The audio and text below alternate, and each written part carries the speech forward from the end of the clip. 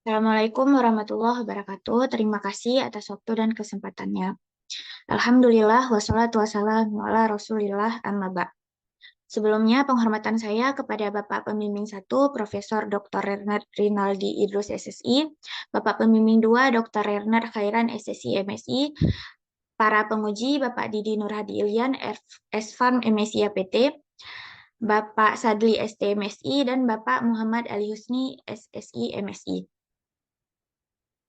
Perkenalkan, nama saya Saidah Rania Balkisa yang akan mempresentasikan proposal penelitian evaluasi penghematan pembentukan dan degradasi biofilm tanaman berkhasiat obat dari kawasan geotermal Jaboy Sabang area JK2 dan JK4. Latar belakang dipilihnya judul ini adalah penyakit infeksi bakteri merupakan masalah kesehatan utama yang dialami oleh negara berkembang di dunia. Bakteri merupakan salah satu mikroorganisme yang menjadi penyebab terjadinya penyakit infeksi baik dalam bentuk plantonik maupun dalam bentuk biofilm. Biofilm sendiri dapat melapisi berbagai peralatan medis seperti kateter, pisau bedah, nebulizer, dan lain-lainnya. Penanganan infeksi bakteri dengan antibiotik masih mengalami kendala karena munculnya fenomena resistensi antibiotik. Saat ini, sebagian besar antibiotik dirancang untuk mengatasi bakteri plantonik, sementara koloni bakteri biofilm cenderung sulit dipelajari karena sulit diproduksi dengan metode standar. Indonesia sendiri dikenal sebagai negara mega biodiversity yang merupakan salah satu pusat keanekaragaman hayati dunia. Di antaranya adalah tanaman obat. Pemanfaatan tanaman obat merupakan salah satu solusi kesehatan bagi masyarakat, baik itu untuk pencegahan maupun penyembuhan penyakit. Kandungan fitokimia dari suatu tanaman dipengaruhi oleh beberapa faktor, baik itu faktor internal maupun faktor eksternal. Faktor internal seperti gen dan faktor eksternal seperti cahaya, suhu, pH, kelembaban, kandungan unsur hara dari dalam tanah dan ketinggian tempat. Suhu merupakan salah satu faktor yang berpengaruh terhadap pertumbuhan suatu tanaman, sehingga diduga bahwa perbedaan suhu tempat akan berpengaruh terhadap pertumbuhan dan perkembangan tanaman. Salah satu kawasan yang berpotensi sebagai sumber keanekaragaman hayati adalah kawasan geotermal Kawah Jaboy. Kawasan ini merupakan salah satu dari 15 kawasan di Provinsi Aceh yang merupakan sumber panas bumi. Penelitian yang dilakukan oleh Hendry sebelumnya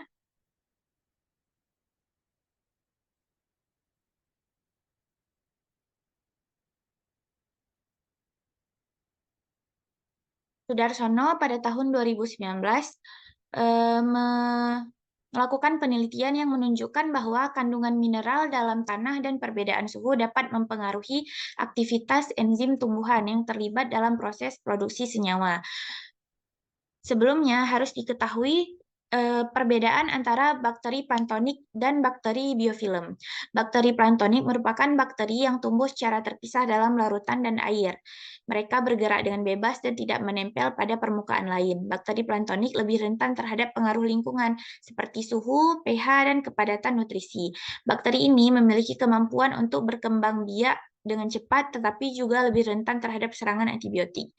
Sedangkan bakteri biofilm merupakan koloni bakteri yang terbentuk di permukaan benda mati atau hidup, seperti batu, pipa, dan kulit.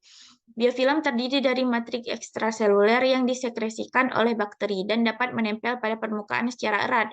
Bakteri dalam biofilm biasanya tumbuh lebih lambat daripada bakteri plantonik dan lebih tahan terhadap pengaruh lingkungan seperti suhu, pH, dan kepadatan nutrisi. Biofilm juga lebih tahan terhadap serangan antibiotik karena matriks ekstraseluler yang melindunginya.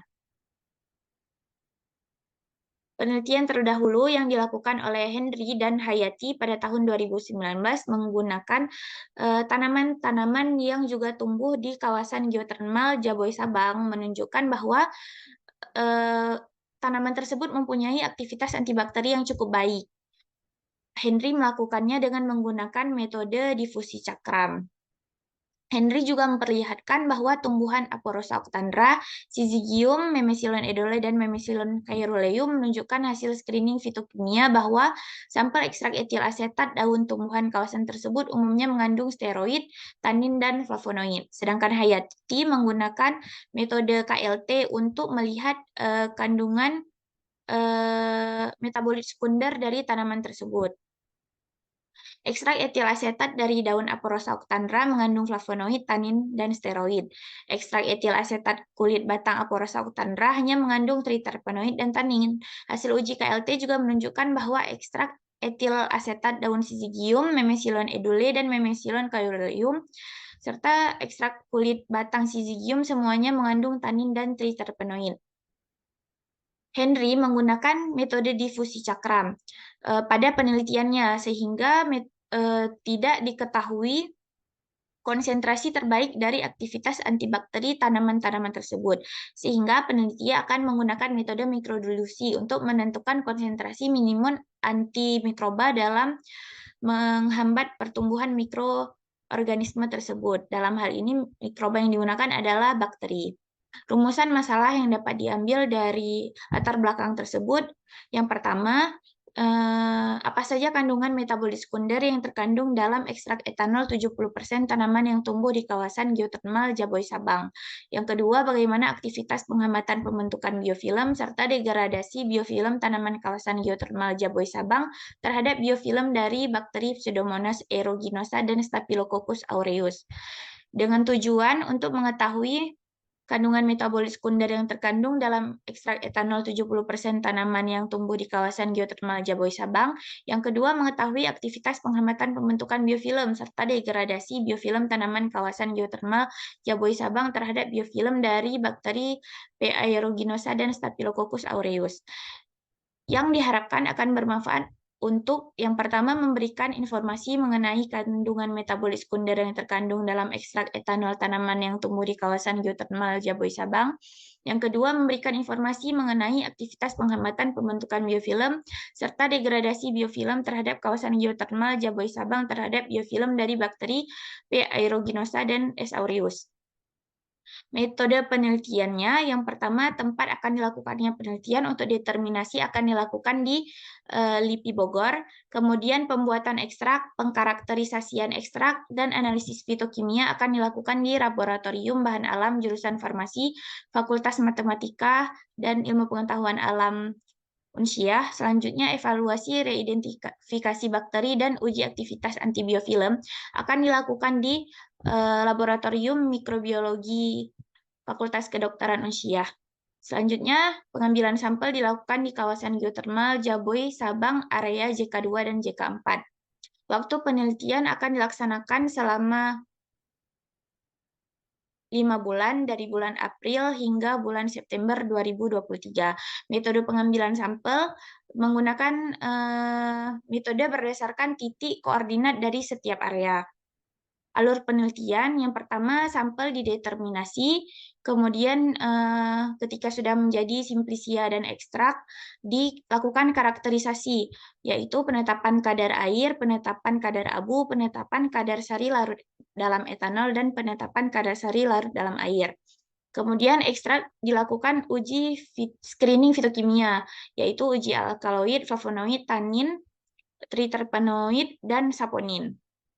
Selanjutnya dilakukan uji aktivitas antibiofilm, yaitu uji degradasi dan uji penghambatan pembentukannya terhadap bakteri Staphylococcus aureus dan bakteri Pseudomonas aeruginosa. Diagram pembuatan simplisia, yang pertama, sampel tanaman ditimbang, kemudian dibersihkan dari debu dan kotoran, dicuci dengan air yang mengalir, dipotong menjadi bagian-bagian kecil, dijemur tanpa terkena sinar matahari, selanjutnya di oven di suhu 20-40 derajat Celcius, kemudian di blender hingga menjadi serbu halus. Kemudian, diagram pembuatan ekstrak etanol sampel. Yang pertama, simplisia dimasukkan ke dalam toples dengan perbandingan 1:10 dengan pelarut.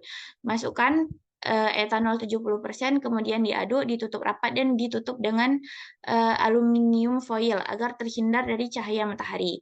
Disimpan di tempat gelap selama 3x24 jam, kemudian diganti pelarut setiap 1x24 jam dengan sesekali diaduk. Disaring dengan kertas saring untuk mendapatkan filtratnya. Kemudian filtrat diuapkan menggunakan rotary evaporator pada suhu 60 derajat dengan kecepatan 100 rpm. Karakterisasi simplisia dan ekstrak. Pertama dilakukan penetapan kadar air, kemudian penetapan kadar abu, kemudian penetapan kadar sari larut air, dan penetapan kadar sari larut etanol. Untuk screening fitokimia, pada alkaloid, fase geraknya N-butanol, asam asetat, dan air dengan penampak bercak reaksi Dragendorff. Selanjutnya, untuk flavonoid, kloroform, etil asetat, dan butanol dengan penampak bercak reaksi AlCl3 10%. Untuk tanin, fase gerak yang digunakan adalah metanol dan etil asetat dengan penampak bercak reaksi FeCl3 5%. Selanjutnya untuk steroid dan triterpenoid atau triterpenoid, fase geraknya kloroform dan metanol dengan penampak bercak reaksi H2SO4 10%. Untuk saponin, fase gerak yang digunakan adalah kloroform dan metanol dengan penampak bercak reaksi Lieberman-Buchat. Uji aktivitas antiplanktonik yang pertama dilakukan sterilisasi alat dan bahan. Kemudian dilakukan pembuatan media bakteri. Medianya NaPCA, MHB, SCA, SIM, dan media MRVB Broad. Selanjutnya dilakukan regenerasi bakteri, kemudian dilakukan reidentifikasi bakteri. Untuk Staphylococcus aureus dilakukan pewarnaan gram dan uji katalase. Untuk Pseudomonas aeruginosa dilakukan pewarnaan gram. Tes oksidase, uji indol, uji methyl red, uji VP, dan uji sitrat. Selanjutnya dilakukan pembuatan suspensi bakteri, persiapan ekstrak uji, kontrol positif dan kontrol negatifnya. Kemudian uji penghambatan pembentukan, dan dilakukan uji degradasi biofilm. Selanjutnya didapatkan hasil. Berikut untuk rancangan uji hambat pembentukan biofilm dilakukan 5 kali pengulangan. Begitu juga untuk uji degradasi biofilmnya. Sekian dan terima kasih.